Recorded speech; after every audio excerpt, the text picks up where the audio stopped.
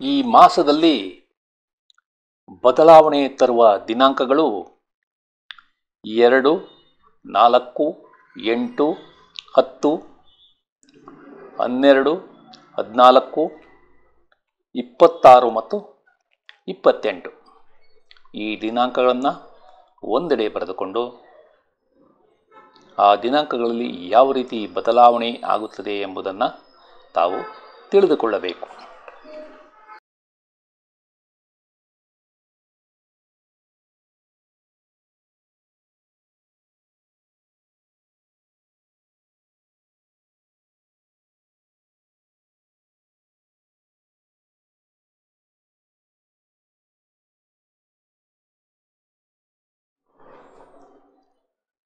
ಆತ್ಮೀಯರೇ, ತಮಗೆಲ್ಲ astro secret by Shiva ಚಾನಲ್ಗೆ ಆತ್ಮೀಯ ಸ್ವಾಗತ.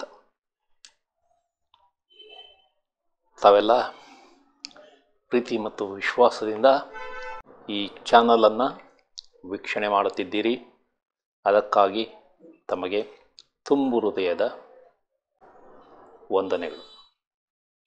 ತಮಗೆಲ್ಲ ಯುಗಾದಿ ಹಬ್ಬದ ಹಾರ್ದಿಕ ಶುಭಾಶಯಗಳು. ಈ ಚಾನಲ್ನಲ್ಲಿ ಜ್ಯೋತಿಷ್ಯದ ಬಗ್ಗೆ ಪ್ರತಿಯೊಂದು ಮಾಸದಲ್ಲಿ ಯಾವ ರೀತಿ ಬದಲಾವಣೆ ಆಗುತ್ತದೆ ಎಂಬುದರ ಬಗ್ಗೆ ಸಂಕ್ಷಿಪ್ತವಾಗಿ ಪ್ರತಿಯೊಂದು ರಾಶಿ ಅಥವಾ ಲಗ್ನಕ್ಕೆ ವಿವರಗಳನ್ನು ಕೊಡುತ್ತಿದ್ದೇನೆ. ಇವುಗಳನ್ನು ಉಪಯೋಗಿಸಿಕೊಂಡು ಮತ್ತು ನಾನು ಪ್ರತಿಯೊಂದು ಮಾಸದಲ್ಲಿಯೂ ತಿಳಿಸಿರುವ ದಿನಾಂಕಗಳಂದು ಯಾವ ರೀತಿ ತಮ್ಮ ಜೀವನದಲ್ಲಿ ಬದಲಾವಣೆಗಳು ಆಗುತ್ತವೆ ಎಂಬುದನ್ನು ತಿಳಿದುಕೊಂಡು ತಾವು ಯಶಸ್ವಿಯಾಗಲಿ ಎಂಬುದು ನನ್ನ ಆರೈಕೆ. ಈ ವಿಡಿಯೋಗಳನ್ನು ತಾವು ಆದಷ್ಟು ಕೊನೆಯವರೆಗೂ ನೋಡಿ ಇದರಲ್ಲಿರುವ ವಿಷಯಗಳನ್ನು ಅರ್ಥ ಮಾಡಿಕೊಳ್ಳಿ. ಇದು ನನ್ನ ನಮ್ರ ವಿನಂತಿ. ಈಗ ಏಪ್ರಿಲ್ 2025 ಭವಿಷ್ಯವನ್ನು ತಿಳಿದುಕೊಳ್ಳೋಣ. ಈ ಮಾಸದಲ್ಲಿ ಬದಲಾವಣೆ ತರುವ ದಿನಾಂಕಗಳು 2, 4, 8, 10, 12, 14, 26 ಮತ್ತು 28 ಈ ದಿನಾಂಕಗಳನ್ನು ಒಂದೆಡೆ ಬರೆದುಕೊಂಡು ಆ ದಿನಾಂಕಗಳಲ್ಲಿ ಯಾವ ರೀತಿ ಬದಲಾವಣೆ ಆಗುತ್ತದೆ ಎಂಬುದನ್ನು ತಾವು ತಿಳಿದುಕೊಳ್ಳಬೇಕು. ಕಳೆದ ಮಾರ್ಚ್ ತಿಂಗಳ ಭವಿಷ್ಯವನ್ನು ತಿಳಿಸುವಾಗ ನಾನು 2, 4, 5, 15, 18, 19 ಮತ್ತು 29 ದಿನಾಂಕಗಳ ಬಗ್ಗೆ ಉಲ್ಲೇಖ ಮಾಡಿದ್ದೆ. ಆ ದಿನಾಂಕಗಳೆಂದೇ ಅಥವಾ ಆ ದಿನಾಂಕ ಕಳೆದ ನಂತರ ಯಾವ ರೀತಿ ತಮ್ಮ ಜೀವನದಲ್ಲಿ ಹಲವಾರು ವ್ಯಕ್ತಿಗಳ ಜೀವನದಲ್ಲಿ ಯಾವ ರೀತಿ ಬದಲಾವಣೆ ಆಗಿದೆ ಎಂಬುದನ್ನು ಈಗ ಸಂಕ್ಷಿಪ್ತವಾಗಿ ನೋಡೋಣ. ಮೊದಲನೇದಾಗಿ ಭಾರತೀಯ ಮೂಲದ ಸುನೀತಾ ವಿಲಿಯಮ್ಸ್ ಇವರು ಬಾಹ್ಯಾಕಾಶಕ್ಕೆ ಹೋಗಿ 286 ದಿನಗಳ ಸುದೀರ್ಘ ವಾಸವನ್ನು ಮಾಡಿ ಮಾರ್ಚ್ ತಿಂಗಳ 18, 19 ಭೂಮಿಗೆ ಹಿಂತಿರುಗಿದ್ದಾರೆ. ಇದು ಒಂದು ರೀತಿ ಅಸಾಮಾನ್ಯ ಸಾಧನೆ ಮತ್ತು ಅವರ ಧೈರ್ಯಕ್ಕೆ ನಮ್ಮ ದೊಡ್ಡ ಸಲಾಂ. ಅದೇ ರೀತಿ ಕ್ರಿಕೆಟರ್ ಆದ KL ರಾಹುಲ್ ಇವರ ಬಗ್ಗೆ ಕಳೆದ ಹಲವಾರು ವಿಡಿಯೋಗಳಲ್ಲಿ ನಾನು ಉಲ್ಲೇಖ ಮಾಡಿದ್ದೇನೆ. ಕಳೆದ ವಿಶ್ವಕಪ್ ಕ್ರಿಕೆಟ್ನಲ್ಲಿ ಯಾವೊಬ್ಬ ಬ್ಯಾಟ್ಸ್ಮನ್ ಸಹ ಸರಿಯಾಗಿ ಆಡದೇ ಇದ್ದಾಗ ಇವರು ಏಕಾಂಗಿ ಹೋರಾಟವನ್ನು ಮಾಡಿದರು. ಆದರೂ ಅವರ ಬಗ್ಗೆ ಟೀಕೆಗಳು ಬಂದವು. ನಂತರ ಫಾರ್ಮ್ ಕಳೆದುಕೊಂಡ ಅವರನ್ನು ಟೀಮಿಂದ ತೆಗೆಯಬೇಕು ಎಂಬ ಕೂಗುಗಳು ಸಹ ಬಂದವು. ಆದರೆ ಅವೆಲ್ಲವನ್ನು ಮೆಟ್ಟಿ ನಿಂತು ಭಾರತಕ್ಕೆ ಚಾಂಪಿಯನ್ಸ್ ಟ್ರೋಫಿಯನ್ನು ಗೆಲ್ಲಿಸಿಕೊಡುವಲ್ಲಿ ಅವರು ಅದ್ಭುತವಾದ ಆಟವನ್ನು ಆಡಿದ್ದಾರೆ. ಅದೇ ರೀತಿ ಭಾರತೀಯ ಇಸ್ರೋ ಸಂಸ್ಥೆ, ಇದರ ಬಗ್ಗೆಯೂ ನಾನು ಕಳೆದ ವಿಡಿಯೋಗಳಲ್ಲಿ ಉಲ್ಲೇಖ ಮಾಡಿದ್ದೇನೆ. ಅಂದರೆ ಭೂಮಿಯಿಂದ ಕಳಿಸಿದ ಸ್ಯಾಟಲೈಟ್ಗಳನ್ನು ಅಂತರಿಕ್ಷದಲ್ಲಿ ಕೂಡಿಸುವುದು ಮತ್ತು ಬಿಡಿಸುವುದು, ಅಂದರೆ ಡಾಕಿಂಗ್ ಮತ್ತು ಅನ್ಡಾಕಿಂಗ್ ಟೆಕ್ನಾಲಜಿಯಲ್ಲಿ ಪ್ರಯೋಗವನ್ನು ಮಾಡುತ್ತಿದ್ದಾರೆ. ಮೊದಲು ಡಾಕಿಂಗ್ ಪ್ರಯತ್ನವನ್ನು ಯಶಸ್ವಿಯಾಗಿ ಮಾಡಿದ್ದರು. ಮಾರ್ಚ್ ತಿಂಗಳ 13ನೇ ತಾರೀಕು ಅನ್ಡಾಕಿಂಗ್ ಕೂಡ ಯಶಸ್ವಿಯಾಗಿ ಮುಗಿಸಿದ್ದಾರೆ. ಇದು ಭಾರತದ ವಿಜ್ಞಾನಿಗಳ ಯಶಸ್ಸು ಎಂದು ಕರೆದರೆ ತಪ್ಪಿಲ್ಲ. ಅದೇ ರೀತಿ PS ಕಾಲೇಜಿನ ಸಂಸ್ಥಾಪಕರಾದ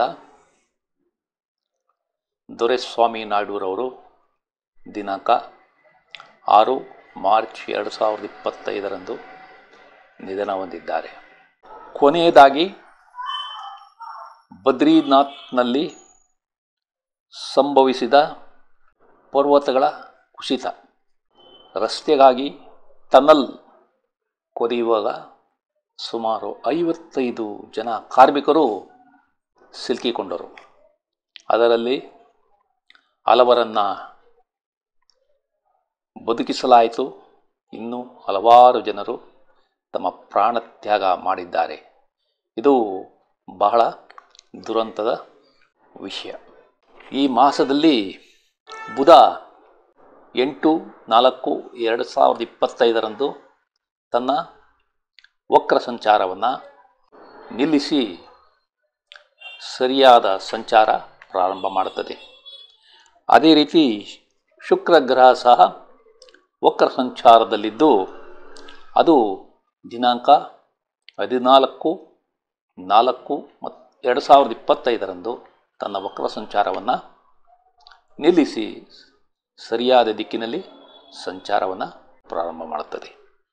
ಮಾರ್ಚ್ ತಿಂಗಳ 29ರಂದು ಶನಿ ಮೀನರಾಶಿ ಪ್ರವೇಶವನ್ನು ಮಾಡುತ್ತಿದೆ.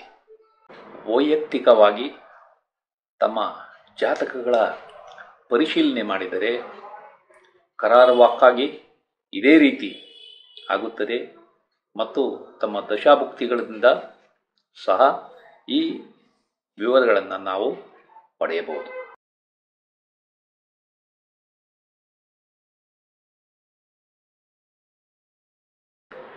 ನಿಮ್ಮ ಜೀವನದಲ್ಲಿ ಕಷ್ಟಗಳು ಕಡಿಮೆಯಾಗುತ್ತವೆ.